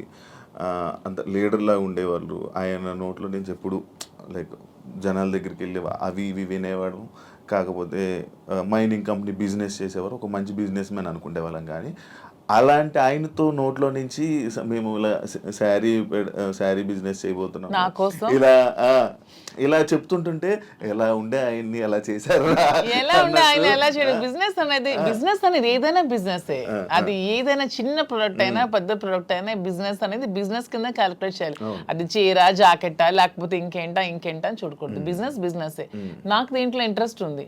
ఇంతవరకు మైండ్స్ లో అతనికి ఇంట్రెస్ట్ ఉంది, మైండ్స్ వల్ల కోల్పోయాం. సో నా ఇంట్రెస్ట్ ఒకసారి వచ్చి చూడండి, చేద్దాం. మీకు తనకి ప్రజలే ఇష్టం, తనకి ప్రజాజీవితం ఇష్టం, ఇది కూడా ప్రజలకు లింకప్ అయ్యేది. మా కింద 100 మంది పనిచేస్తారు, మా ప్రజా సంబంధాలు ఇంకొంచెం బాగుంటాయి, ఇంకొంచెం మనకి పీపుల్ తో బాండింగ్ పెరుగుతుంది. వాళ్ళు కూడా మనం తక్కువ ప్రైస్ కి ఇస్తే ఓకే, శ్రీనివాస్ గారు మౌజీ దగ్గరికి వస్తే మనకు తక్కువ ప్రైస్ కి శారీ వస్తుందని గుడ్ విల్ మనకు వస్తే చాలు, కోట్లు సంపాదించాల్సిన అవసరం లేదనే ఉద్దేశంతో శారీ స్టోర్ ఓపెన్ చేస్తాం. ఓకే, అంటే ఈ బిజినెస్కి దువ్వాడ గారు 3-4 కోట్లు ఎంతో ఇచ్చారు. ఆయన డబ్బులు ఇచ్చి ఈ బిజినెస్ కోసం శ్రీనివాస్ గారు ఎవరేమనుకున్నా నాకు అనవసరం. శ్రీనివాస్ గారు అన్ని ఆస్తులు వానికి రాసిచ్చేసి వచ్చేసారు. With empty hands he came out. అక్కడి నుంచి మా లైఫ్ని మళ్ళీ మేము ప్రారంభించుకున్నాం. దీనికోసం మా పేరెంట్స్ ఇచ్చిన ప్రాపర్టీస్ మాత్రమే నేను సేల్ చేసి బిజినెస్లో పెడుతున్నాను. అలానే నాది వేరు, శ్రీనివాస్ గారు వేరని మాకు లేదు. మీరు అడిగిన క్వశ్చన్కి ఆన్సర్ చెప్పాం. మా ఇద్దరు తన దగ్గర ఎన్ని కోట్లున్నా నాకు ఇస్తారు. ప్రెసెంట్ లేవు, లాగేసుకున్నారు అందరూ. ఉంటే నాకు ఇస్తారు ఖచ్చితంగా. సో నా దగ్గర ఉన్న ప్రతిదీ అతనిదే. మా ఇద్దరి మధ్యలో నీది నాది అనే తేడా లేదు. అయినా మా ఇద్దరు ఇప్పుడు మొగుడు పల్లాలి. మా ఇద్దరు నాదైనా ఒకటి, అతనిదైనా ఒకటి. ఎవరికి సంబంధం లేదు. ఎవరు డబ్బులు పెడితే మీకేంటి ప్రాబ్లం? మీ బిజినెస్ చేస్తున్నావా, మంచి ప్రొడక్ట్ అందిస్తున్నావా అనేది మీరు చూడండి. డబ్బు గురించి ఆయనకి దగ్గర అయ్యారని కూడా టాక్. అది ఫేక్, అదే చెప్తున్నాను కదా. మీరు కావాలంటే అన్ని మొత్తం డాక్యుమెంట్స్ అవన్నీ వెనక్కి తీసుకోండి. ఆస్తులన్నీ రాసిచ్చి తను చెప్తున్నాను 0 బ్యాంక్ బ్యాలెన్స్ తో వచ్చారు నా దగ్గరికి. అందుకే నేను అంటున్నాను, మా బంధం మీరు ఎన్ని కామెంట్ చేసుకున్నా మాది 100% ప్యూర్ లవ్. ఎందుకంటే నేను అతని నుంచి ఏది ఆశించలేదు, 1 రూపాయి ఆశించలేదు. అతను పదవిలో లేరు, నేను పదవిని ఆశించడానికి. అతను డబ్బులు లేవు, డబ్బు ఆశించడానికి. ఏమి ఆశించుకున్నా 100% అతని మనసు, అతని వ్యక్తిత్వం, అతని హానెస్టీ, అతని హంబుల్నెస్ ఇవే చూసి నేను ఇష్టపడ్డాను. దాంతోనే ఇప్పుడు కలిసి ఉన్నాం. అతని దగ్గర ఏ ఆస్తులు లేవు, అన్ని బాణీకి ఇచ్చేసి వచ్చేసారు. ఇటీవల కాలంలో ఒక 2 కోట్ల రూపాయలు విలువైన 2.5 కోట్ల విలువైనటువంటి ఒక అసెట్ విశాఖపట్నంలో అమ్మారు. అలాగే శ్రీకాకుళంలో కూడా కొన్ని ల్యాండ్స్ అమ్మారు. అమ్మి ఈ డబ్బులన్నీ కూడా అక్యుములేట్ చేసి ఈ బిజినెస్. మా ఫాదర్ నాకు ఇచ్చిన ప్రాపర్టీస్ అన్ని నేను ఇప్పుడు అమ్మేశాను. ఎప్పటి నుంచో మా ఫాదర్ నాకు ఇచ్చే 2009 నుంచి అవి నా పేరు మీద ఉన్నవి. ఇప్పుడు బిజినెస్ కోసం నేను అమ్మేసి మరి బిజినెస్ స్టార్ట్ చేశాను. అంటే మీరు స్టార్టింగ్ అంటే ఆయనకి పరిచయం అవ్వక ముందు నుంచి, రాజకీయంలోకి రాకముందు నుంచి మీరు డబ్బులు మేము ఫైనాన్షియల్ గా వెల్ సెటిల్డ్, మా ఫాదర్ వాళ్ళు వెల్ సెటిల్డ్, మా హస్బెండ్ వాళ్ళు కూడా వెల్ సెటిల్డ్, అన్ని వెల్ సెటిల్డ్ ఫ్యామిలీ ఫైనాన్షియల్ గా. మాకు ఫైనాన్షియల్ గా ప్రాబ్లమ్స్ కానీ ఏమి కూడా లేవు, ఎప్పుడు కూడా లేవు, వెల్ సెటిల్డ్ ఫ్యామిలీనే. ఇప్పుడు వీటి కోసం మేము ఆస్తులు అమ్మాల్సి వచ్చింది, లేకపోతే ఆస్తులు అమ్మాల్సిన అవసరం కూడా లేదు. ఎందుకంటే ఎలక్షన్ లో ఉన్న డబ్బులు కొంచెం ఉంటే అవి కూడా కోల్పోయాను. మా ఇద్దరు ఉండడానికి ఇల్లు కూడా కట్టుకున్నాం, దానికోసం కొంచెం డబ్బులు పట్టవలసి వచ్చింది. సో ఇప్పుడు మళ్ళీ బిజినెస్ స్టార్ట్ చేయడానికి ఈ ప్రాపర్టీస్ అమ్మాల్సి వచ్చింది. లైక్ అంటే ఈ కామెంట్స్ రావడానికి గల రీజన్స్ ఏంటంటే, మీరు అది కొన్ని వీడియోస్ మీ డ్యాన్స్ చే సంబంధించిన వీడియోస్ కొన్ని సోషల్ మీడియాలో వైరల్ అవ్వడం జరుగుతుంది. అది మీరేనా? అది ఇప్పటికీ చెప్తున్నాను, అది నేను కాదు. అసలు ఆ మనిషి కూడా నాలాగా లేదు. అది ఎందుకు ఎవరికి అనిపించిందో, ఎవరికి పెట్టాలనిపించిందో కావాలనే కూటమి ప్రభుత్వం వాళ్ళే ఖచ్చితంగా దీన్ని ఈ పిల్ల సైనికులు ఉంటారు కదా బచ్చాగాళ్ళు, ఆ బచ్చాగాళ్ళు ఈ కొంతమంది కలిపి ఐటీడీపీ అని ఏదైనా పేజ్లో పెట్టి అనవసరంగా ట్రోల్ చేశారు. అలా నేను డాన్స్ చేసే అమ్మాయిని నేనేం కామెంట్ చేయట్లేదు. నాకు రికార్డింగ్ డాన్స్లు, నాకు స్టేజ్ల మీద డాన్స్ చేసుకోవాల్సిన అవసరం నాకైతే ఎప్పుడూ లేదు. ఎనీబడి కెన్ ప్రూవ్ చేసుకోండి. సార్ అప్పుడే చెప్పారు, ప్రూవ్ చేసుకుంటే నేను 1 crore rupees వాళ్ళకి గిఫ్ట్ ఇస్తానని మొన్న ఛానల్లో కూడా. నాకు అవసరం లేదు. అలానే నేను ఒకటే చెప్తున్నాను, ఎవరి బ్రతుకుతారు కోసం వాళ్ళు చేసుకుంటారు. ఇదే డాన్స్ స్టేజ్ మీద పబ్లిక్ గా బట్టలు ఇప్పి చేస్తున్నారు, వాళ్ళేమో హీరోయిన్లు అంటున్నారు. స్టేజ్ మీద చేస్తే స్టేజ్ రికార్డింగ్ డాన్సర్లు అన్నారు, నానా రకాల పేరు పడుతున్నారు. నేను ఎవరు అమ్మాయిని కామెంట్ చేయట్లేదు. నాకైతే మీరు వెళ్ళి మా ప్లేస్ లో ఎంక్వైరీ చేసుకోండి, నేను పుట్టిన ప్లేస్ లో, మా అత్తగారి ప్లేస్ లో. ఈ విమర్శలు చేసేవాళ్ళు ఎవరైనా ఆ అమ్మాయి మాధురి అని ప్రూవ్ చేస్తే 1 crore ఇస్తాం. ఒకవేళ వాళ్ళు ప్రూవ్ చేయలేకపోతే వాళ్ళు సరెండర్ అవుతామంటే అమ్మాయి ఎవరో కూడా మేమే తెచ్చి పెడతాం. ఎందుకు అమ్మాయిని బయటకు లాగాలి, పెళ్లి చేసుకుని హ్యాపీగా ఉంది కాబట్టి. మాకు అమ్మాయి తెలుసు, అది ఏ రికార్డింగ్ డ్యాన్స్ ట్రూపో కూడా తెలుసు. కానీ అలాగ అమ్మాయినే మాధురి అని చూపించిన వాళ్ళకి నేను అంటున్నాను, 1 crore మీకు బహుమానం కింద ఇస్తాను, దయచేసి అది ప్రూవ్ చేయండి అంటున్నాను. అంటే చీప్ ట్రిక్స్ ప్లే చేయడం, ట్రోల్ చేసి ఎందుకు అలా ట్రోల్ చేయాల్సిన అవసరం ఏముందో నాకు అర్థం కాదు. అలా చేస్తే ఏమొస్తుంది? అంటే ఇప్పుడు మాధురికి నాకు మేము ఒక మనసుతో ఉన్నాం కదా, మరి అలా చేస్తే ఏమొస్తుంది మీకు? ఎవడా చేసేవాడు? రికార్డింగ్ డాన్స్ చేసే అమ్మాయిని పెళ్లి చేసుకుని, రికార్డింగ్ డాన్స్ అమ్మాయిని డోవర్స్ని పెళ్లి చేసుకుని నీకేంటి నొప్పి? పెట్టినోడికి ఏంటి నొప్పి? అలాగైతే మీరు డాన్స్ చేసి మీరే ఒప్పుకున్నట్టు. నేను కాదు కదా, నేను ఒప్పుకోవడానికి అమ్మాయి నేను కాదు. నేనైతే నిజంగా నేను ఒప్పుకుంటాను. I'm very bold and straight forward. నేను ఒప్పుకుంటాను. If it is me I will agree. నేనే అదా, నేను డాన్స్ చేసిన వీడియోస్ చాలా ఉన్నాయి, నేను పెట్టుకుంటున్నాను కదా. నేను చేసి నేనే పెట్టుకుంటాను. నేను అది కానప్పుడు నేను ఎలా ఒప్పుకుంటాను? అలానే అదే అంటున్నాను, ఒకవేళ డాన్స్ చేసిన అమ్మాయినే దువ్వాసం చేసుకుంటే మీకేంటి పెయిన్? అమ్మాయి మాత్రం అమ్మాయి కాదా, ఆడపిల్ల కాదా? ఎందుకు అంత ట్రోల్ చేయాల్సిన అవసరం ఏముంది? అంత నెగిటివిటీ స్ప్రెడ్ చేయాల్సిన అవసరం ఏముందని అడుగుతున్నాను నేను. ఒకవేళ ఆ అమ్మాయే మాధురి అని ప్రూవ్ చేయాలనుకుంటే 1 crore బహుమతి ఇస్తాం, తీసుకురండి అంటున్నాం. ఎవరైతే వచ్చారో వాళ్ళకి. అంటే ఇప్పుడంటే ఏ జనరేషన్ వచ్చేసింది, ఫేసులు మార్పిడి ఇది. ఆ వీడియో చూస్తే అప్పుడెప్పుడు 2003 వయసు ఎంత తెలుసు? ఏమండి నాకు ఇప్పుడు 34 years అండి. 2000 అన్న ఏజ్ ఎంత ఉంటది? ఓకే, ఆ వీడియో ఎప్పుడు చాలా ఓల్డ్. నేను 2000 అన్న ఏజ్ ఎంత ఉంటుంది చెప్పండి? 2005 లో నేను 10th. నాకు ఎంత ఏజ్ ఉంటుంది? నాకు 2010-11 అప్పుడు నేను ఎంత పిల్లని ఉంటాను. ఆ అమ్మాయి అంత డాన్స్ నాకు నేను ఎలా చేయగలను? కొంచెం నా పోనీ అట్లీస్ట్ నా చిన్నప్పుడు ఫోటోలు ఏవో చూపిస్తే మీకు తెలుస్తుంది. ఎప్పుడో మాదిరి చూపిస్తున్నారు కదా. అట్లీస్ట్ 2005 లో నేను 10th. పోనీ అప్పుడు నాతో చదువుకున్న వాళ్ళకి తెలుస్తుంది కదా. ఏదో మీలాంటి వాళ్ళు నమ్మాలి, ఎవరు తెలియని వాళ్ళు. తెలిసిన వాళ్ళకి ఏంటో తెలుసు. చెప్తున్నా అంటే మీరు చూస్తే ఎలా అనిపిస్తుంది? అలాగే నాకు ఎక్కడ అనిపించట్లేదు, మా వాళ్ళకి ఎవరికి అనిపించట్లేదు. మీకు ఎలా అనిపిస్తుందేమో మరి, మాకైతే తెలియదు. మా అందరికీ తెలుసు, ఎవరు మా జిల్లా అందరికీ తెలుసు అది నేను కాదని. ఇంక మిగతా వాళ్ళు నమ్మితే నమ్మొచ్చేమో కానీ ప్రతి ఒక్కరికి తెలుసు. ఇంక నమ్మినా నమ్మకపోయినా పర్వాలేదు, నేను అనుకున్నా కూడా ఐ డోంట్ కేర్ అంటున్నాను. పోనీ అమ్మాయి కూడా డాన్స్ బాగా చేస్తుంది అనుకుంటే అనుకోండి, దానిలో ఐ డోంట్ కేర్. శ్రీకాకుళం నుంచి వచ్చిన ఒక క్వశ్చన్, ఒక పాయింట్ ఏంటంటే, మాధురి గారు శ్రీని గారికి మందు పెట్టి ఆయన దాన్ని ఏదో అంటారు, ఆయన వలలో వేసుకుని వలలో వేసుకుని వలలో బుట్లో పెట్టుకున్నది ఆ టైపు. సరే, మందు పెట్టి ఇలా చేయడం వల్ల, లేకపోతే ఈ ఏజ్ లోనే ఆయనకి అవసరం? సరే ఓకే, ఎవడైతే క్వశ్చన్ అడిగాడో వాడికి ఒకటి అడుగుతున్నాను. రే మందు పెట్టి శ్రీనివాస్ దగ్గర నేనేం తీసుకోవాలో చెప్పండి అని అడుగుతున్నాను. డబ్బుందా? లేదు. పోనీ అట్లీస్ట్ ఏజా లేదు. అంటే ఇప్పుడు డబ్బు లేదు కానీ స్టార్టింగ్ లో ఆయన దగ్గర డబ్బు ఉండేది. ఇప్పుడు నేను వచ్చినప్పుడు ఏం లేదే. 2022లోనే ఇచ్చేసారా మీరు? ముందు నుంచి వాళ్ళ ప్రాపర్టీస్ అన్ని ఉన్నాయి. ఏ రోజు కూడా నేను 1 రూపీ కూడా అతని దగ్గర తీసుకోలేదు. తన పేరునే ఉన్నాయి, తర్వాత మిగతా రాసేస్తాను. రీసెంట్ గా 4 నెలల క్రితం జాఫర్ గారికి ఇంటర్వ్యూ ఇచ్చిన టైంలో కూడా she saying everything false allegations అండి. నాకేం రాసి ఇవ్వలేదు, నాకు అసలు ఏం లేదు, ఆయన ఇలా దూరం ఉండి ఇలాగా ఇల్లు ఇచ్చేసాను, ఈ ఇల్లు ఇచ్చేసాను అని చెప్తున్నారా తప్ప నాకు ఎటువంటి ఆ ఇంట్లో ప్రాపర్టీ ఏమి ఇవ్వలేదు. ఆ ఫ్యాక్టరీ రాసేసిన డాక్యుమెంట్స్ ఉన్నాయి. ఎన్నికలకు ముందే, ఎన్నికలకు 20-25 డేస్ ముందే రాసేసాను. అన్ని నా పేరున ఏదైతే ఉన్నాయో నా పేరున మీరు ఇవి తీయండి. మా ఎఫిడవిట్ వేస్తాం కదా ఎమ్మెల్యేగా పోటీ చేస్తున్నప్పుడు, ఎఫిడవిట్ లో ఏ అసెట్స్ ఉన్నాయో మీకు తెలుస్తాయి. ఆ అసెట్స్ ఈ రోజుకి నా పేరున ఉంటే you can anybody can challenge. ఈ రోజు ఆ అసెట్స్ నా పేరున ఉండాలి కదా. మొన్న నా పేరున ఎఫిడవిట్ లో ఎమ్మెల్యేగా పోటీ చేసినప్పుడు ఉండే అసెట్స్ ఇప్పుడు ఎందుకు లేవు? ఏమైనా అసెట్స్ తన పేరున ఉన్నాయో లేదో ఒకసారి వెరిఫై చేయండి, తెలుస్తుంది. ఎవిడెన్స్ ఉంటుంది కదా ప్రతిదానికి. అదే ఆ కామెంట్ పెట్టినోడికి అడుగుతున్నాను. శ్రీనివాస్ గారిని మందు పెట్టి తీసుకోవడానికి ఏముంది? సరే మీరు ఇప్పుడు అన్ని ఆస్తులు రాస్తారు కదా, ఇప్పుడు అన్ని ఆస్తులు రాసేసి ఉన్నారని చెప్తున్నారు కదా, మరి ఇప్పుడు అన్ని ఆస్తులు రాసాక నా ఆస్తులు అమ్మి పెట్టి ఉండాల్సిన అవసరం నాకేముంది? వాడు ఎవడైతే కామెంట్ పెట్టాడో వాడికి 2 క్వశ్చన్స్ అడుగుతున్నాను. ఒకటి, ఆస్తుల కోసమే తీసుకొని ఉంటే అతని ఆస్తులన్నీ వదిలేసి వచ్చాక నా ఆస్తులు అమ్మి అతని దగ్గర ఉండాల్సిన అవసరం ఏముందని ఎవడైతే కామెంట్ పెట్టాడో వాడికి అడుగుతున్నాను. ఇంకొకటి పాయింట్, మీ మహేష్ ఎక్స్ హస్బెండ్ ఎవరైతే ఉన్నారో ఆయన స్టార్టింగ్ లో వచ్చారు ఏంటి దానికోసం ఇప్పుడు నేను చెప్పి నేను అరిగిపోయాను అతను చెప్పిన కామెంట్స్ కోసం. స్టార్టింగ్ లో వచ్చారు, ఈ మధ్య అసలు కనిపించట్లేదు. ఏమైనా డబ్బులు ఇచ్చి వాళ్ళని ఆయన్ని మేనేజ్ చేశారు? డబ్బులు ఇచ్చి మేనేజ్ చేయడానికి they are well settled family. వాళ్ళు ఆర్థోడాక్స్ ఫ్యామిలీ, రిచ్, టెక్కలకే రిచ్ వాళ్ళు. వాళ్ళ ఫాదర్ ఎవరు అడిగినా చెప్తారు, వాళ్ళ ఫాదర్ టెక్కల్లోనే రిచెస్ట్ ఫ్యామిలీ. వాళ్ళ ఫాదర్ కి 100 acres ఉండేవి. మనకంత స్థితిలో ఏమీ లేము. ఫస్ట్ లాయర్ శ్రీకాకుళం డిస్ట్రిక్ట్ మొత్తానికి మొదటి లాయర్ అతనే. హైకోర్టు నుంచి జడ్జెస్ కూడా వచ్చి అతనికి సన్మానం చేశారు. అతను ఇప్పుడు ఎక్స్పైర్ అయ్యారు. కానీ రిచెస్ట్ ఫ్యామిలీ వాళ్ళు. తలగాములు ఇప్పటికీ వాళ్ళకి ల్యాండ్ అసెట్స్ అన్నీ ఉన్నాయి. వాళ్ళకి ఏం డబ్బులు అవ్వాల్సిన అవసరం లేదు. తను చక్కగా మెరైన్ చీఫ్ ఇంజనీర్ జాబ్ చేసుకుంటున్నాడు, హ్యాపీగా ఫారెన్ లో ఉన్నాడు. 1 రూపీ కూడా వాళ్ళకి ఇవ్వాల్సిన అవసరం తప్పు. మేము ఇలా ఉన్నదానికి వాళ్ళ ఫ్యామిలీని బ్లేమ్ చేయకూడదు, అది చాలా తప్పు. వాళ్ళ ఫ్యామిలీ చాలా మంచి ఫ్యామిలీ. వాళ్ళేం ఫైనాన్షియల్ గా మా దగ్గర ఏముందని మీ వాళ్ళకి ఇవ్వడానికి? ఇప్పుడు మ్యూచువల్ అండర్స్టాండింగ్, మేము మ్యూచువల్ కన్సర్న్ తోనే మేము విడిపోయాం. మా దగ్గర ఏముంది మీ వాళ్ళకి ఇవ్వడానికి? ఇప్పుడు ఎవరు చేయాల్సిన అవసరం లేదు.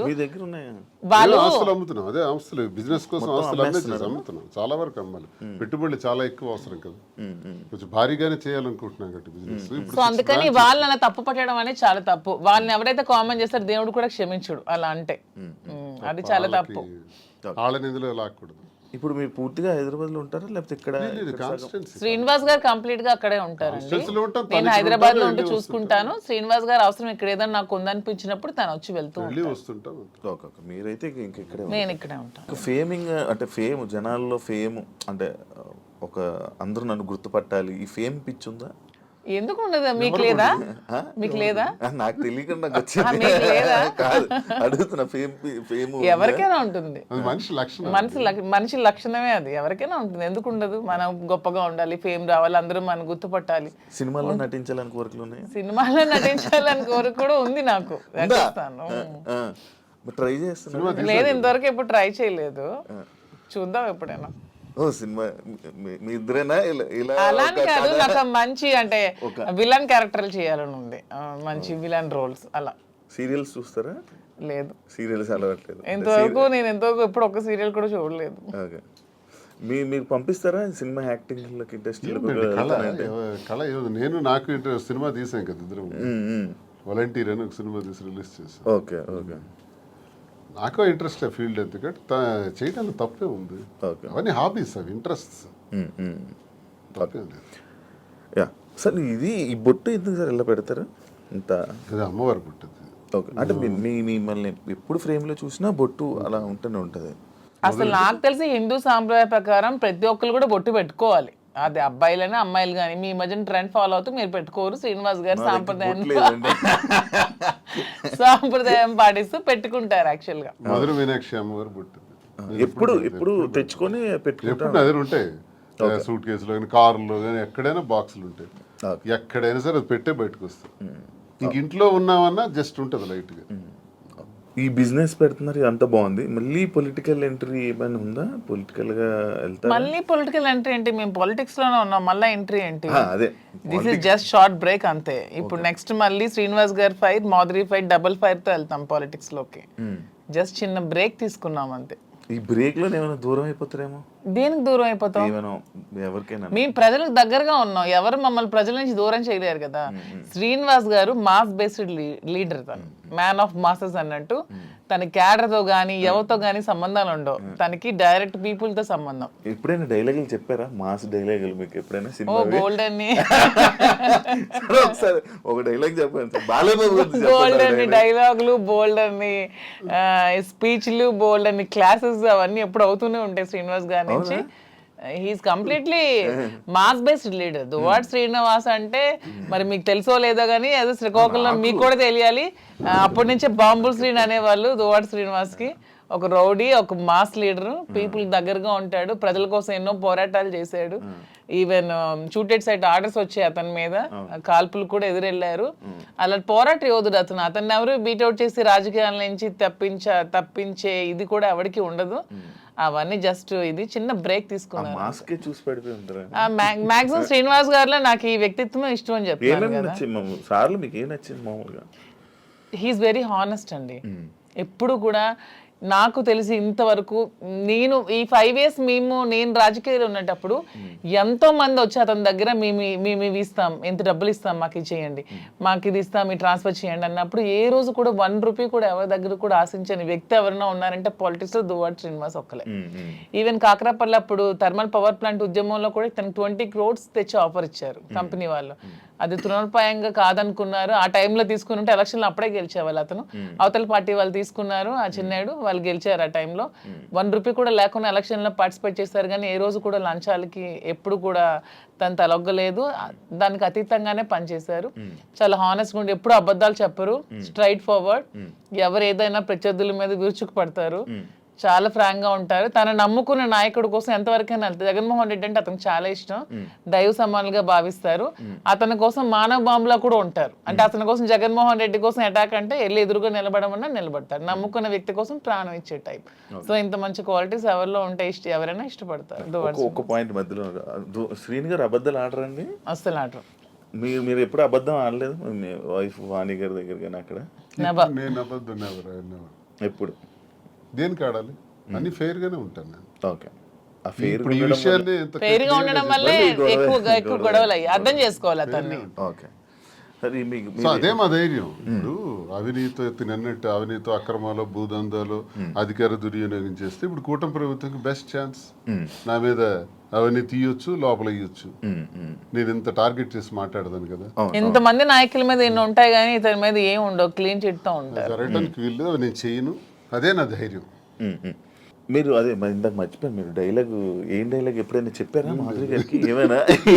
ఏమైనా ప్రపోజ్ చేసినప్పుడు కానీ లేకపోతే అప్పుడప్పుడు ఏమైనా చెప్తా ఉంటారు? న్యాచురల్ గా ఉంటుంది తప్ప డైలాగ్స్ ఇవన్నీ కావు. తనకి ఆ రకంగా నాలో ఉన్న క్వాలిటీస్ నచ్చిండొచ్చు, ఆమెలో ఉన్నటువంటి ప్రేమతత్వం నాకు నచ్చింది. అదే కదా నేను కోల్పోయాను, ఆమె దగ్గర అదే పొందాను. నా కోసం పాపం అన్యాయం అయిపోయింది, ఒంటరి అయిపోయింది, కన్నవారి అత్తవారి దగ్గర మాట పడింది, సమాజంలో చాలా మంది ఏకాకిం చేసేసినారు.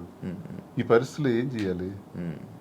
నా పిల్లలు బాగానే ఉన్నారు, భార్య అందరూ బాగానే ఉన్నారు, ఆస్తులు రాసేసాను. సో వదిలేద్దామా? మా కోసం త్యాగం చేసిన అమ్మాయికి మేమే రాజకీయాల్లో తీసుకొచ్చి విడిచిపెట్టేస్తే ఒకవేళ ఏదైనా జరిగితే మనసు చిన్నది చేసుకుంటే ఆ పాపం మాకు చుట్టదా? మరి అలా ఉండేటువంటి అమ్మాయికి భరోసాగా నేను నిలబడ్డాను. నిలబడి నేను త్యాగం నేను నిలబడటం గొప్పతనం కాదు, నాలాంటి వాడి కోసం ఆమె నిలబడటం గొప్పతనం.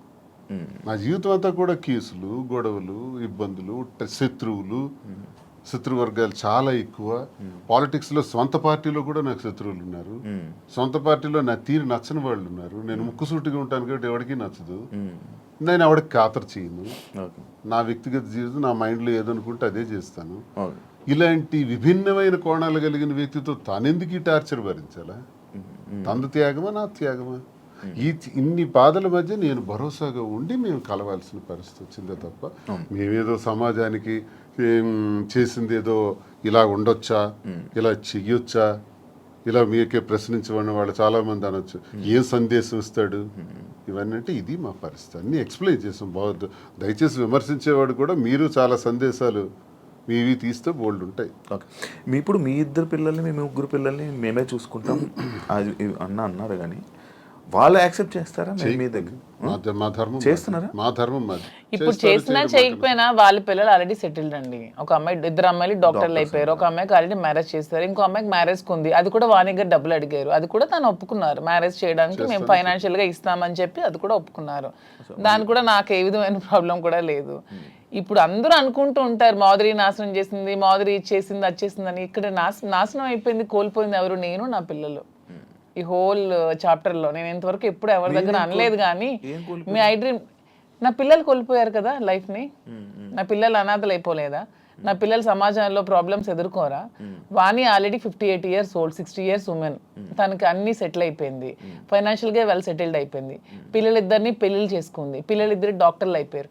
నా పిల్లలు ఇంకా చిన్న చిన్న 5 years 7 years పిల్లలే. సో ఇందులో కోల్పోయింది ఎవరు? నేను, నా పిల్లలు. అందరూ ఈజీగా అనేవచ్చు ఆస్తులు తీసుకుంది, అవి చేసుకుంది, ఇవి చేసుకుందని. కానీ హోల్ చాప్టర్లో నేను, నా పిల్లలు లాస్ అయ్యాం. ఇందులో లాస్ అయింది శ్రీనివాస్ గారు లాస్ అవ్వలేదు, వాళ్ళ వైఫ్ లాస్ అవ్వలేదు, వాళ్ళ పిల్లలు లాస్ అవ్వలేదు, నా ఫ్యామిలీ, మా హస్బెండ్ వాళ్ళు లాస్ అవ్వలేదు. దీంట్లో నేను, నా పిల్లలు కోల్పోయాం మా జీవితాన్ని. సో ఇది ఎవరు ఏ విధంగానే కామెంట్స్ చేసుకోవచ్చు, కానీ నేను ఓపెన్గా చెప్పాలంటే నా పిల్లలు లాస్ అయ్యారు. సో ఆ పిల్లలు నేను చాలా జాగ్రత్తగా తీసుకుంటూ వాళ్ళు ఉన్నతంగా చదివించుకుంటూ వాళ్ళు ఉన్నతమైన స్థానంలో పెట్టాలన్న ఆలోచనతోనే నేను ఇవన్నీ కష్టపడుతూ చేస్తున్నాను. దీన్ని ఎవరు ఏ విధంగా తీసుకున్నా ఐ డోంట్ కేర్.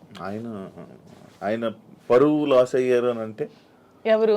శ్రీనివాస్ గారు పరువు ఎక్కడ లాస్ అయింది? శ్రీనివాస్ గారిని ఎవరు అనట్లేదు. ఇప్పుడు మీరే అన్నారు మాధురియే లాక్కుంది, మాధురియే వశీకరణం చేసింది, మాధురియే మందు పట్టింది అంటున్నారు. కానీ శ్రీనివాస్ గారు మాధురిని వశీకరణం చేశాడు, శ్రీనివాస్ మాధురిని మోసం చేశాడు, శ్రీనివాస్ మాధురిని నమ్మబలికాడని ఎవరు అనట్లేదు కదా. పోతుందంటే దేశద్రోహం చేసిన, అవినీతి చేసిన, ఇంకోటికి తాలూకు ఆస్తులు దోచేసిన, ఇలాంటివి పరుగుపోయాం. అసలు ఇది మా పర్సనల్ ఇష్యూ అండి. పర్సనల్ ఇష్యూకి దీనికి సంబంధం ఏంటి? పర్సనల్ ఇష్యూ మా మానసిక సంఘర్షణ వల్ల మేము తీసుకున్న నిర్ణయాలు. నన్ను క్యారెక్టర్ అసాసినేషన్ చేశారు, నన్ను పొలిటికల్ గా నన్ను ట్రోల్స్ చేస్తున్నారు, నన్ను కామెంట్స్ చేస్తున్నారు, నన్ను కాంట్రవర్సీలో పెడుతున్నారు, ఎన్ని నెగిటివ్ కామెంట్స్ చేస్తున్నారు, నాది కాని వీడియోస్ నేనని పెడుతున్నారు, నాది కాని వాయిస్లు నావని పెడుతున్నారు. ఏ యాక్సిడెంట్ లో ఎన్ని ఒకటా రెండా ఈ 6-7 నెలలుగా నా మీద ఎన్ని చేయాలన్నది ఎవ్వరికి ప్రపంచంలో ఏ పని లేదన్నట్టు, ఒక్క మాధురియే ఉందన్నట్టు నన్నే అటాక్ చేస్తూ, నన్నే ట్రోల్ చేస్తూ, నన్నే సెంటర్ చేస్తూ, నన్నే టార్గెట్ చేస్తూ